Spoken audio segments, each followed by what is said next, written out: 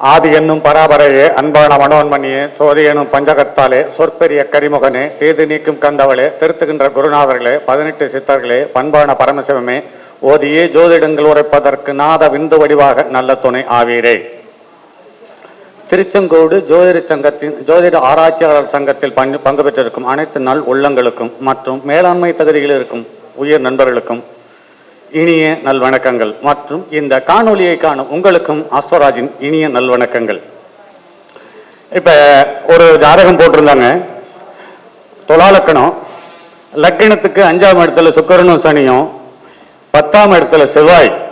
என்னுடைய பார்வையில லக்னாதிபதியும் 7க்குரியவனும் ஒருவருக்கொருவர் 6, 8 இந்த பெண்ணுக்கு குடும்ப வாழ்க்கை திருப்தி இல்லை. ரொம்ப சிம்பிள். அடுத்து 7ஆம் இடத்துல பாரகாதிபதி, அதே மாதிரி 7ஆம் இடத்துல விரையாதிபதி, குடும்ப வாழ்க்கை அவ்வளவு திருப்தி இல்லை. சந்திரன் ராகுவோட சேர்ந்திருக்கிறது ரொம்ப பலவீனம். சோ லக்னாதிபதியும் 7க்குரியவன் ஒருத்தருக்கு ஒருத்தர் 6, 8. எந்த கிரகம் எங்க இருந்தாலும் சாரம் நின்ற வீடு அதெல்லாம் அப்புறம் நெக்ஸ்ட். புரியுங்களா? இது ஏன் இப்படி ஆச்சு அப்படிங்கிற ஸ்டெப்புக்கு போகும்போது சாரத்துக்கு போயிடலாம். புரியுங்களா? அதுக்கு அடுத்தது இப்ப நான் சொல்லக்கூடிய தகவல் எதுவுமே எந்த ஒரு தனிப்பட்ட நூலிலும் இருக்காது. கிட்டத்தட்ட 26 வருடத்துல ஒரு 70,000 ஜாதகங்கள் எனக்கு தந்த அனுபவ தகவல்கள் மட்டுமே. இப்ப நீங்க எந்த லக்கணம் வேணாலும் எடுத்துக்கங்க. லக்கணத்துக்கு 6ஆம் இடம் என்னத்தை கொடுக்கும்? கடனை கொடுக்கும், எதிரியை கொடுக்கும், நோயை கொடுக்கும். 8ஆம் இடம் அவமானத்தை கொடுக்கும், மரண பயத்தை தரும். இந்த ரெண்டுக்கு நடுவுல தான் 7ஆம் இடம் இருக்கு. பாவகர்த்தாரி அது அப்புறம். 2 பக்கம் பாவக்கிரகம் இருந்தா பாவகத்திரி. 6ஆம் இடத்துக்கு அடுத்ததுதான் 7ஆம் இடம். 8ஆம் இடத்துக்கு 12ஆம் இடம் தான் 7ஆம் இடம். நான் கல்யாணத்தை பண்ணிக்கிட்டு எல்லா விதத்திலையும் சந்தோஷமா இருக்கணும்னு ஆசைப்படுறது எவ்வளவு அசட்டுத்தான் இது. புரியுங்களா? இதுக்கு அடுத்தது லக்னத்துக்கு 8ஆம் இடத்துக்காரனுடைய திசை நடந்ததுனாதான் மனைவிக்கு வருமானமோ அல்லது வாழ்க்கை துணைக்கு வருமானமோ இருக்கும். அப்ப 8ஆம் இடத்தினுடைய திசை நடந்ததுன்னா அந்த ஜாதகருக்கு பயமும் மரண பயமும் அவமானமும் கொட்டி கொடுக்கும். ஒரு ஜாதகருக்கு லக்கணத்துக்கு 2ஆம் இடத்துல ஒரு கிரகம் வலுப்பெற்றிருந்து தனஸ்தானம் வலுப்பெற்றிருந்தா 7ஆம் இடத்துக்கு அது 8ஆம் இடம். புரியுங்களா? இதையெல்லாம் வச்சுக்கிட்டு ஒரு பக்கம் என்ன சொல்றோம்? மனைவி வந்த பின்னாடி யோகம் வரும், யோகம் வந்த பின்னாடி செல்வாக்கு வரும், நீ கல்யாணத்தை பண்ணு அப்படிங்கிறாங்க. பொண்ணுக்கு நீ நினைக்கிற மாதிரி சந்தோஷமா வாழ்றதுக்கான வாய்ப்பை வாழ்க்கை துணை வந்தாதான் கிடைக்குங்கிறாங்க. இதையெல்லாம் எந்த அளவுக்கு உண்மை அப்படின்னு பாத்தீங்கன்னா உண்மை எதுவுமே இல்லை. சரி, அப்ப சந்தோஷமா இருக்கிறவங்க எல்லாம் சந்தோஷமா இருக்கிற மாதிரி காட்டிக்கிறாங்க. யாரும் சந்தோஷமா எல்லாம் இல்லை அப்படிங்கிறது தான் அனுபவம். புரியுங்களா? ஒரு நிகழ்ச்சியில பார்த்தோம். ஒருத்தர் சொல்லுவார், என்ன சொல்லுவார் அப்படின்னா, சினிமா துறை நிகழ்ச்சியில பார்த்தோம். வீட்டில் வாழ்க்கை துணையிடம் தோற்றவர்கள் மட்டும்தான் வெளியில் வாழ்க்கையில் ஜெயித்திருக்கிறார்கள் என்று சொல்லுவார். வீட்டில் வாழ்க்கை துணைகள் போட்டி போட்டுக் கொண்டிருப்பவர் வாழ்க்கையில் பொருளாதாரத்தில் வெற்றி பெறவில்லை அப்படின்பார். அதே சமயத்தில் இப்படி வாழ்க்கை துணையிடம் தோற்பதை போல, தோற்கவே முடியவில்லை என்றாலும் தோற்பதை போல நடிப்பது சால சிறந்ததுன்னு சொல்லியிருக்கார். புரியுங்களா? இப்படித்தான். அதுக்கு எடுத்தது இப்ப நான் சொல்லக்கூடிய தகவல்கள் அத்தனையுமே 7ஆம் இடம் சம்பந்தப்பட்ட தகவல்கள் தான். இந்த தகவல்கள் எந்த ஒரு நூலிலும் தனி நூலில் இருக்காது. அப்படி பாத்தீங்கன்னா இந்த நூல்ல எந்த ஒரு நூல்லையுமே இல்லையா அப்படின்னு பாத்தீங்கன்னா சாராவாளி, உத்தரகாலாமிர்தம், காலப்பிரகாசிகை இந்த 3 நூலிலிருந்து எடுக்கப்பட்ட தகவல்கள். அது என்னுடைய அனுபவத்தில் நடைமுறையில் வாடிக்கையாளர்களுக்கு சொல்லி சரி என்று ஏற்றுக்கொண்ட தகவல்களே. அந்த நூல் சொல்லிச்சு, இந்த நூல் சொல்லிச்சு, அந்த ஆசிரியர் சொன்னார், இந்த ஆசிரியர் சொன்னார், குரு சொன்னார், அப்படிலாம் எதுவுமே கிடையாது. புரியுங்களா? சரலக்கணமா 2 7க்குரியவன் மாரகாதிபதி, மேசலக்கணம், கடகலக்கணம், துலாலக்கணம், மகர லக்கணம். இந்த 4 லக்கணத்துக்காரனுக்கும் வாழ்க்கை துணையினால மரண பயம் வந்தே தீரும். அதுல எந்தவித சந்தேகம் வேண்டாம். ஸ்திரலக்கணமா 3 8க்குரியவன் மாரகாதிபதி, 7க்குரியவன் லாபாதிபதி, 11க்குரியவன் 7க்குரியவன் சப்தமாதிபதி, 11க்குரியவன் லாபாதிபதி. புரியுங்களா? இந்த ஸ்திர லக்கணங்களான ரிஷபலக்கணம், சிம்ம லக்கணம், விருச்சிக லக்கணம், கும்பலக்கணம் இவங்களுக்கு வாழ்க்கை துணை கடினமான உழைப்பாளியாக இருப்பார்கள். ஆனால் இந்த லக்கணத்துக்குரிய ஜாதகர் நோகாம நோம்பி கும்பிடுறது எப்படின்னு இவர்கிட்ட தான் கத்துக்கணும். அதுக்காகவே பாத்தீங்கன்னா வாழ்நாள் முழுவதும் இவங்களுக்கு ஏதாவது ஒருத்தர் சேர்ந்துருவாங்க. இதெல்லாம் எதுவுமே இல்லை அப்படின்னு பாத்தீங்கன்னா இவங்களுக்கு சின்ன வீடு ஈஸியா செட் ஆகும், ஆணா இருந்தாலும் பெண்ணா இருந்தாலும். இதுக்கு வந்து விமர்சனத்துக்கு உட்பட்ட சமாச்சாரம் இல்ல, நடைமுறை அனுபவம் சார்ந்த தகவல்கள். உபயலக்கணமா, இவங்ககிட்ட இருக்கிற பணம் அவங்களுக்கு தேவை, அவங்க கிட்ட இருக்கிற புத்திசாலித்தனம் இவங்களுக்கு தேவை. இந்த ரெண்டையும் ஒருத்தருக்கு ஒருத்தர் கட்டி எடுத்துக்கிட்டு வண்டி ஓடிட்டு இருக்கோம். புரியுங்களா? உபயலக்கணத்துல யார் பிறந்தாலும் சரி, அவங்களுக்கு பாருங்க கணவன் மனைவியினுடைய பொருளாதாரம் தனித்தனியா வச்சிருக்க விருப்பப்படுவாங்க, அதுக்கான சந்தர்ப்ப சூழ்நிலையை அமையும். புரியுங்களா? இது எல்லாம் பொது பலன்கள், இதையெல்லாம் மாறவே மாறாது. இது வந்து பொருளாதாரமும் நீட்டா ட்ரெஸ் பண்ணிக்கும் போதும் இப்படி ஒண்ணு இல்லைங்கிற மாதிரி வெளியில தெரியும், ஆனா வீட்டுக்குள்ள பாத்தீங்கன்னா அது பளிச்சுன்னு தெரியும். புரியுங்களா?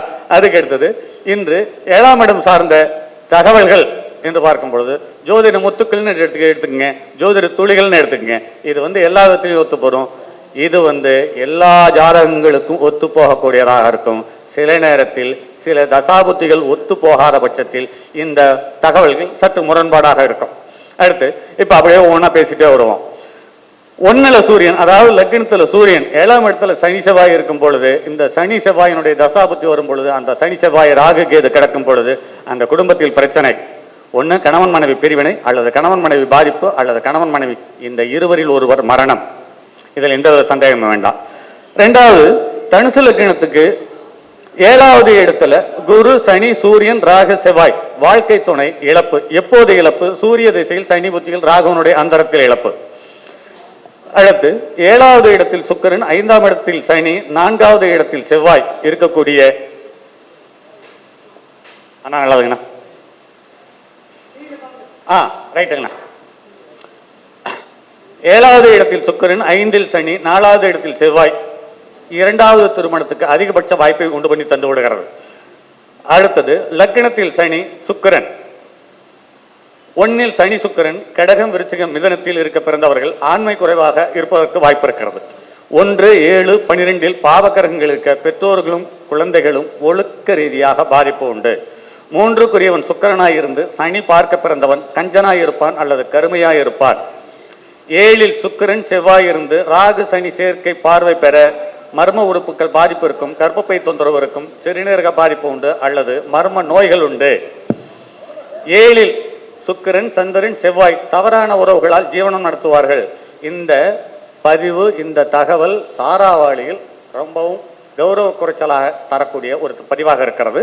அதை கொஞ்சம் சற்று மேம்படுத்தி ஒழுக்க குறைவுன்னு மட்டும் சொல்லியிருக்கேன். அதே மாதிரி பார்த்தீங்கன்னா 7, 12இல் பாவர் இருந்து தேய்பிரை சந்திரன் 7, 5இல் இருந்தால் ஆண் மலடாக இருப்பான். 7இல் சனி மகர விருச்சிகம் மேசம் இந்த ராசிகளில் சந்திரன் சுக்கிரன் இருக்கும் பட்சத்தில் விபச்சாரம் மூலம் ஜீவனம் நடக்கும். 7இல் சூரியன் சந்திரன் 6, 8இல் பாவர் இருக்க லக்னத்தை பாவர் பார்க்க வாழ்நாள் முழுவதும் வியாதி இருக்கும். 1, 7இல் பாவர் இருந்து 9இல் சுக்கிரன் சூரியன் இருக்க வாழ்க்கை துணையில் வாழ்க்கை முழுவதும் தருத்திரனாய் இருப்பார். சப்தமாதிபதி பகை மற்றும் நீச்ச கிரகம் தொடர்பு ஏற்பட்டால் வாழ்க்கை துணை ஈனமானவர்களாக இருப்பார்கள். சுக்கிரன் 6, 8, 12இல் இருந்து 6, 8, 12க்குரியவர்களால் தொடர்பு ஏற்பட வாழ்க்கை துணை நிலையில்லை. 4இல் சனி சந்திரன் இருக்க 2வது மனைவிக்கு வாரிசு உண்டு. சுக்கிரன் என்ற வீட்டுக்கு 7இல் சூரியன் ஏக அதிபனாய் இருக்கும் பட்சத்தில் எந்த திசையில் சுக்கிரன் இருக்கும் வீட்டிற்கு 7வது வீட்டுக்குரிய கிரகம் எந்த திசையில் இருக்கிறதோ அந்த திசையிலிருந்து வாழ்க்கை துணை வரும்.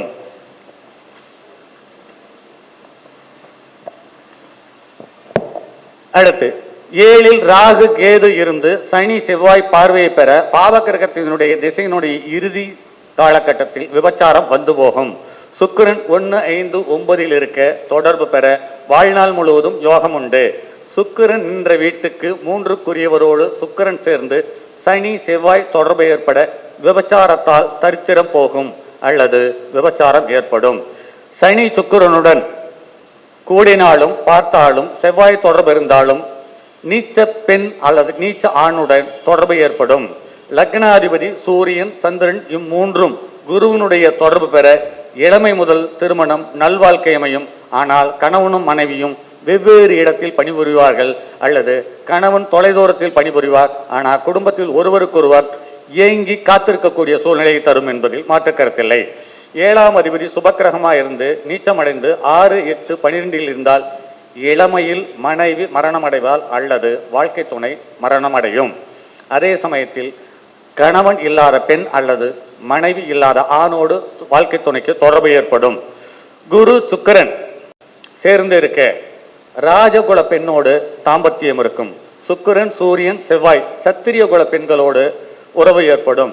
சந்திரன் புதன் சுக்கிரனுடன் வைசிய குல பெண்கள் தொடர்பு ஏற்படும். சுக்கிரன் சனி கூட சூத்திர மாதர்கள் கூடுவார்கள். குரு கேது சுக்கிரன் புலையர் குலத்து பெண்களுடைய உறவு ஏற்படும். 7ஆம் அதிபதி எத்தனை கிரகங்கள் இருக்கிறதோ அத்தனை உறவுகள் வாழ்க்கையில் வந்து போகும். ராகு கேது செவ்வாய் 7இல் தவறான உறவுகள் மூலம் கௌரவ குறைச்சல் ஏற்பட்டு ஆயுள் பாவாதிபர்கள் பலம் குறைந்து இருக்கும் பட்சத்தில் தற்கொலைக்கு முயற்சி செய்வார்கள். அல்லது சனி நீச்சம் பெற்று தொடர்பு பெறும் பட்சத்தில் தற்கொலையே நடக்கும். சுக்கிரன் மிதனம் கன்னி மீனம் தவிர ஏறு எந்த ராசியில் தனித்திருந்தாலும் ஏக களத்திரமே. 1 7க்குரியவர் 6 8 12இல் இருக்க வாழ்க்கை துணை இல்லை. சுக்கிரன் செவ்வாய் 7இல் ராகு நட்சத்திரம் சனியினுடைய நட்சத்திரத்தில் இருக்க ராகு கேதுனுடைய தொடர்பு ஏற்பட விதவை சம்போகம் ஏற்படும் அல்லது விதவையை திருமணம் செய்து வாழ்க்கை நடத்துவார். சந்திரன் செவ்வாய் சுக்கிரன் 3 7 11இல் அமர 3 7 11க்குரியவர்கள் தொடர்பு பெற வாழ்நாள் முழுவதும் பொருளாதாரம் வந்து போகும். அடுத்து ஒரு ஜாதகத்தில் லக்னாதிபதியும் 7க்குரியவனும் ஒருவருக்கொருவர் 1 5 7 9இல் இருக்கும் காலத்தில் இவர்கள் சிறப்பான வாழ்க்கை வாழ்வார்கள். 1 4 7 10இல் அதாவது கேந்திரத்தில் அமைய இவர்கள் சிறப்பான வாழ்க்கை வாழ்வது போல் காட்டுவார்கள். பொருளாதாரம் சிறப்பாக இருக்கும். ஆனால் கணவன் மனைவியின் மீது ஒருவர் மீது ஒருவர் ஈர்ப்பு குறைவாக இருக்கும். அதே சமயத்தில் லக்னத்துக்கு 7ஆம் இடத்துக்கு 6 8 12க்குரியவர்களுடைய தசாபுத்தி என்று பார்க்கும் பொழுது அதாவது லக்னத்துக்கு 6 12 2 தசாபுத்திகள் நடக்கும் காலத்தில் கணவன் மனைவிக்குள் சர்ச்சையும் பிரச்சனைகளும் ஏற்பட்டு கொண்டே இருக்கும். அதே சமயத்தில் ஒரு ஜாதகம் எந்த லக்னமாக வேண்டுமானாலும் வைத்துக் கொள்ளுங்கள். லக்னத்தில் புதன் 2இல் சூரியன் 3இல் சுக்கிரன் ராகு 4இல் செவ்வாய் 5இல் சனி 6இல் குரு 7இல் ராகுச்சந்திரன் 9ஆம் இடத்தில் கேது இருக்கும் அமைப்போடு எந்த லக்னமாக இருந்தாலும் அவர்கள் ஒரு வாழ்க்கை துணையோடு வாழ்வதற்கான வாய்ப்பில்லை. காரணம் என்ன அப்படின்னு கேட்டீங்கன்னா, லக்னத்தில் இருக்கக்கூடிய புதன் விபச்சார தோஷத்தை தந்து விடுவான் அல்லது அழித்தன்மையை தந்து விடுவான். 2ஆம் இடத்தில் இருக்கக்கூடிய சூரியன் குடும்ப நிம்மதியை கெடுத்து விடுவான். 3ஆம் இடத்தில் இருக்கக்கூடிய சுக்கிரன் ராகுவோடு கேதுவோடு சேர்ந்து விட்டால் மதன கோபால யோகத்தை தந்து விடுவார். 4ஆம் இடத்தில் இருக்கக்கூடிய செவ்வாய் தன்னுடைய 4ஆம் பார்வையாக 7ஆம் இடத்தை பார்த்து விடுவான். 5ஆம் இடத்தில் இருக்கக்கூடிய சனி தன்னுடைய 3ஆம் பார்வையாக 7ஆம் இடத்தை பார்த்து விடுவான். அதே சமயத்தில் சந்திரனுக்கு 6 8 12இல் குரு அமையும் பட்சத்தில் அவர்கள் சகட யோகத்தில் பிறந்தவர்களாக இருப்பார்கள். ஆக எந்த விதத்தில் பார்த்தாலும் குடும்ப வாழ்க்கை சிறப்பாக இருப்பதில்லை.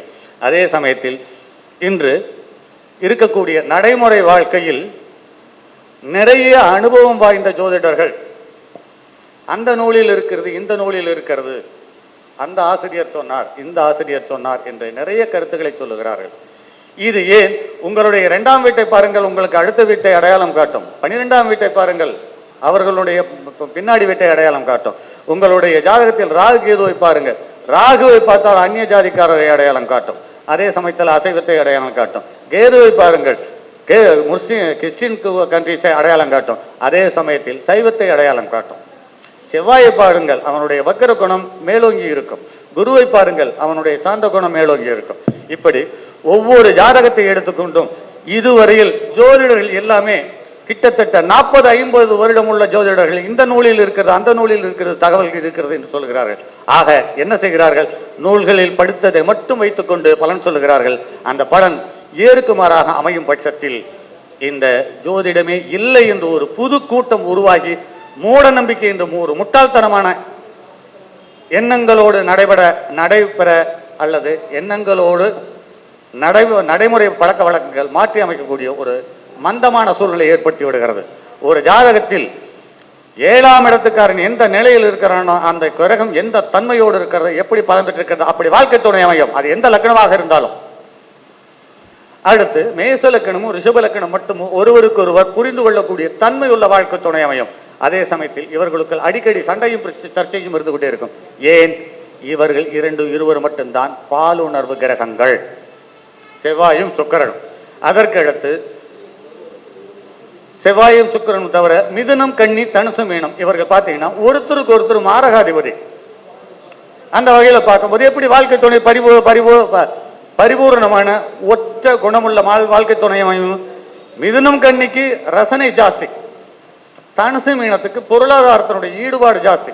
இந்த ரசனை அந்த பொருளாதாரத்துக்கு தேவைப்படும்.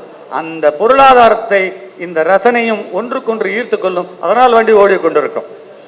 காலபுருஷ லக்கணத்துக்கு 4, 5 என்று சொல்லக்கூடிய சந்திரனுடைய கடகமும் சூரியனுடைய சிம்மமும் இந்த ரெண்டுக்கும் பார்த்தீங்க அப்படின்னா கர்ண கடூரமான குணாதிசயங்களை கொண்ட சனி வாழ்க்கை துணையாக அமைகிறது.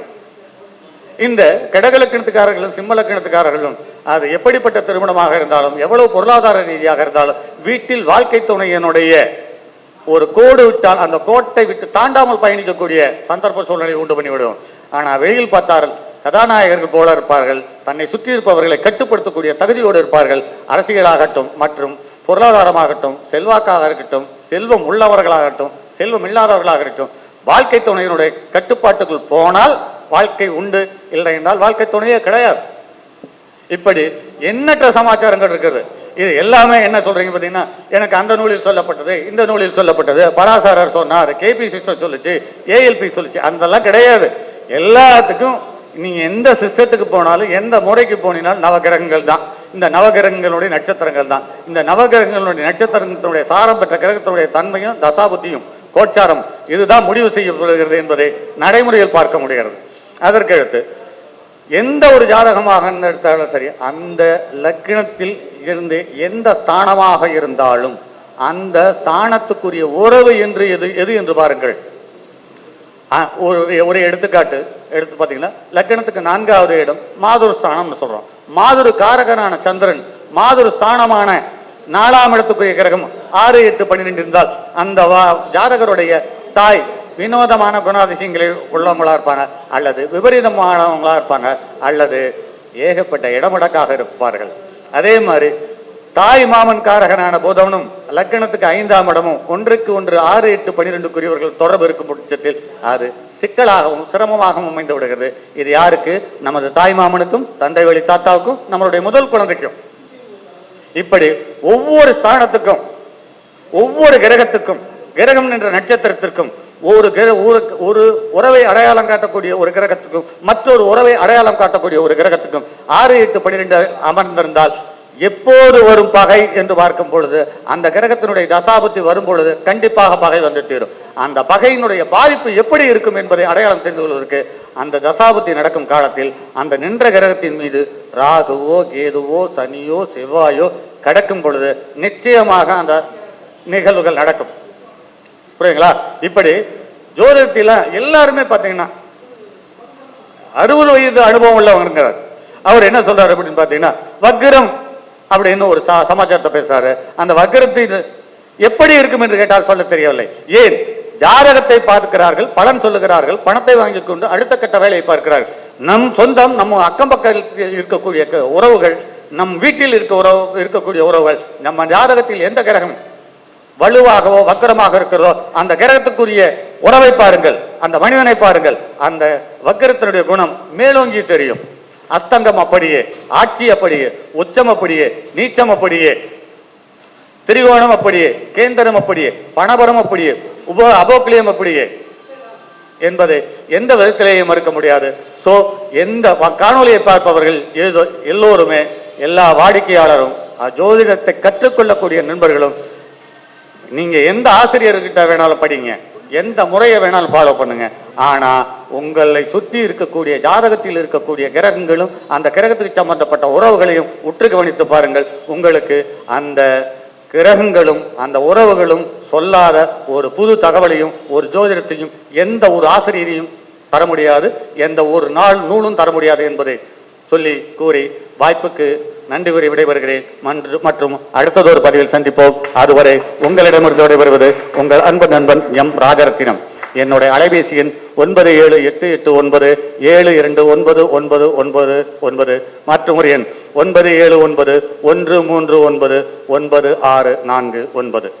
தங்கமான் மழுவோடேந்தி தன்மதி தலையில் கொண்டோன் மங்கையர் பதிக்கு சொன்ன மாமொழி ஜோதிடத்தை இங்கு யாம் உரைப்பதற்கோள் இமை என்னும் பிழை வராமல் காக்க செங்கன் மால் மருகன் யானைச்சரன் பதம் தப்பதாவே.